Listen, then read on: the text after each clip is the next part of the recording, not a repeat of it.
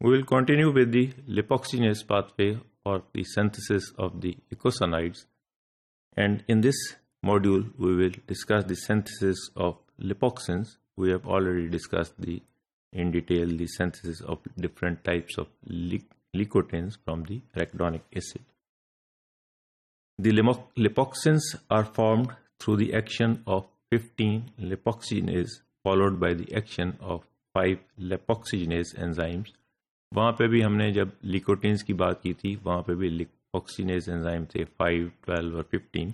यहाँ पे भी 15 लिपोक्सिनेज एंजाइम है. उसके बाद 5 लिपोक्सिनेज एंजाइम एक्ट करेगा ऑन दी एराकिडोनिक एसिड और अल्टीमेटली लिपोक्सिन्स बना देगा. वी विल डिस्कस ब्रीफली कि कैसे ये लिपोक्सिन्स बनते हैं.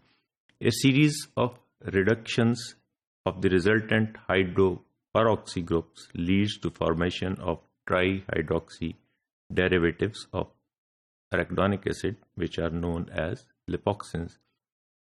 ये इनिशियली यहाँ पे वही हुआ कि जो है ना उसकी रिडक्शन सीरीज ऑफ रिडक्शन से हाइड्रोपेरोक्सी ग्रुप्स जो थे जिसके अंदर 2 ऑक्सीजन और 1 हाइड्रोजन लगा हुआ था, उसने ट्राईहाइड्रोक्सी कंपाउंड्स बना दिए arachidonic acid से, और these are known as the lipoxins.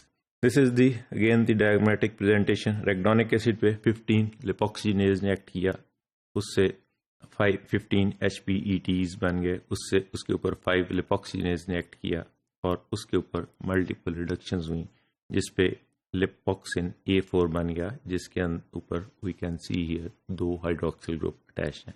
लिपोक्सिन्स induce chemotaxis and stimulate superoxide radicals for killing of the microorganism. अब ये कीमोटैक्सिस क्या है, ये नया लफ्ज़ है. वी विल डिफाइन कि कीमोटैक्सिस क्या होता है. अब ये हमने इनिशियली जब इकोसोनाइड्स स्टार्ट किए थे तो हमने कहा था कि इकोसोनाइड्स जो है वो इन्फ्लेमेशन में या इंजरी में या डिफरेंट फिजियोलॉजिकल रोल्स में अल्ट्रा शॉर्ट एक्टिंग जो है ना वो मैसेंजर्स हैं. सो या सिग्नलिंग जो है मॉलिक्यूल्स हैं. तो ये जब भी कोई माइक्रो ऑर्गेनिज्म जो है वो एंटर होता है ह्यूमन बॉडी में, तो उस माइक्रो ऑर्गेनिज्म को रोकने के लिए, उसको कॉम्बैट करने के लिए, उसको किल करने के लिए जो लिपोक्सिन्स हैं, ल्यूकोसाइट्स जो हैं, WBCs जो हैं, वो उसकी तरफ माइग्रेट करना शुरू कर देते हैं. और आहिस्ता आहिस्ता अगर ये माइक्रो ऑर्गेनिज्म है तो आहिस्ता आहिस्ता वो बहुत सारे WBCs उसको आगे पकड़ लेते हैं. इस माइग्रेशन को कीमोटैक्सिस कहते हैं. और ये कीमोटैक्सिस क्यों होती है? लिपोक्सिन्स की वजह से होती है. अब ये कीमोटैक्सिस हो गई, उन्होंने आके जो है ना माइक्रो ऑर्गेनिज्म को ल्यूकोसाइट्स ने या WBCs ने उनको एनगल्फ कर लिया, पकड़ लिया. अब उसने अल्टीमेटली उस माइक्रो ऑर्गेनिज्म को किल करना है. अब वो जो माइक्रो ऑर्गेनिज्म की किलिंग है, these are stimulated by the superoxide radicals for the killing of the microorganism. So these lipoxins have a vital role in chemotaxis for the killing or for the migration of the leukocytes towards the microorganism which is a invader to the human body. So the prostaglandins, thromboxanes and licotins and ultimately lipoxins have very short half-lives and rapidly degraded in the bodies.